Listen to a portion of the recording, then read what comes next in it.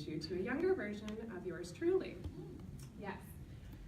So I was the first child born into both sides of the family. I took great joy in coordinating everything that my brother and cousins did in life. In fact, I think Joan and I probably could have been kindred spirits as children. I still coordinate the crap out of their lives, and they love it, slash hate it. And so if you were to go back like as early to like my elementary school report cards, you will see comments like, Danielle's so friendly and outgoing. She's a natural leader, always willing to help others. She's a little bossy. It's true, I am. So my brother, it's funny, he was introducing me to somebody the other day. My brother had the pleasure of following me in school. And so what Lee didn't tell you is I was sitting here in all of his classes because I was that annoying kid that sat in the front row every single time. And my brother had the pleasure of following me in school, and he said, man, sis, like every teacher walks in thinking I'm gonna sit right here and listen really well and get A's. He's like, I'm not gonna do any of those things. So he describes me as kind of amazing, but kind of annoying, and that's probably accurate. I excelled through school. I went to Albion College, which is just west of Jackson, Michigan. When I arrived on campus, I immediately charted my leadership path.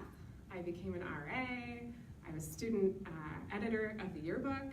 I volunteered in the community. I volunteered actually at Caldwell Elementary. I recruited my fellow peers to do so that we could have ties to our community. I led our student volunteer bureau. I babysat the dean's kids, like you name it. I was kind of annoying, right? I declared my major pretty early, English. So I have always loved reading and writing. And so it was a pretty natural choice for me. And I was feeling really darn good about myself until I went home. I think it was probably like a winter break my sophomore year or something. And I told my dad, like so proudly, all the things that I was doing, and then I declared my major. And he said, English, huh? Yeah. I said, well, what are you gonna do? You gonna teach? I was like, yeah, no, I don't wanna do that. He was like, well, you know, are you gonna edit? Yeah, I still don't wanna do that either. You're gonna be an author? Not interested in that. He's like, well, Danielle, what are you gonna do with an English degree? I was like, I don't know. And it was the first time, I think, in my life that I wasn't really sure what that next step looked like for me. And so I marched into my student advisor's office, who was an incredible human in my life. And she helped me see that I had taken enough business and psychology classes that I could pick up a second major in HR. And so I did, because at that point in time, I had already had student loan like up to my eyeballs, and with no guarantee of a job afterward, I wasn't willing to stay on for that fifth year. And so I became a major in HR after that conversation. So she suggested that I do an internship, right? So get out there and make sure that you actually like the work, and it'll help set yourself up for success after graduation, and so I did.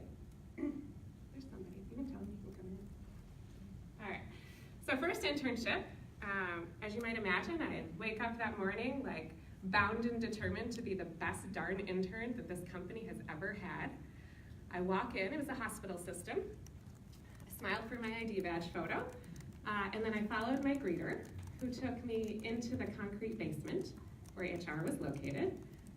She bashed me in through 2 locked doors and sat me across the desk from the HR director, who had so much paper, like stacks, like this high, that I could barely see his bald little head across the desk. And so it was like, have you guys ever seen like the Calvin and Hobbes, commercial? Yeah, cartoons that are, and so he sat there and super excited. And after an hour, I was miserable. Nobody in the HR team talked to each other. When they did talk, they talked about those other people being their fellow employees that they were supporting, right? All they would talk about is all the things that those people didn't do, or shouldn't do, or weren't gonna do. It was just an incredible amount of judgment, and they communicated in a way with those people. There was just such a place of authority, and it created, I think, a lot of fear and shame. And so we would go into the cafeteria for lunch and nobody would talk to HR. People wouldn't even make eye contact with HR. And so I went home, I cried. I walked into my student advisor's office the next day and said, I cannot believe that you want me to spend my career as the most hated person in the company. She said, pause, which is a wonderful life lesson, by the way.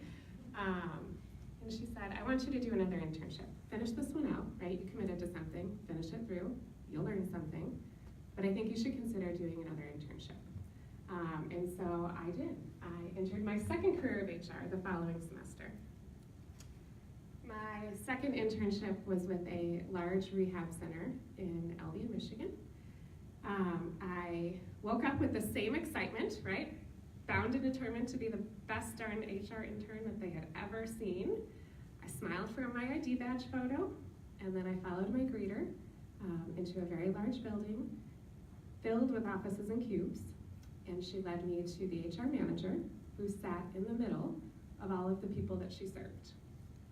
I don't think she had a door, maybe, I can't remember, it's quite a long time ago. But I was able to really see within that first same hour that I had spent so miserable in my previous experience. I was able to see in that first hour, she greeted every single employee and most of their residents by first name. She knew immediately what they were coming to her for. She was really intentional about showing me both her successes throughout the semester as well as her failures. I was there when they were experiencing pretty significant budget challenges, so as you might imagine, she had some really difficult work, decisions, and conversations to have. She showed me all of it. And so what was really unique about her is she didn't think in terms of like us and them, like HR and everybody else. She was just one of the humans who happened to be responsible for influencing the things that impacted all the other humans.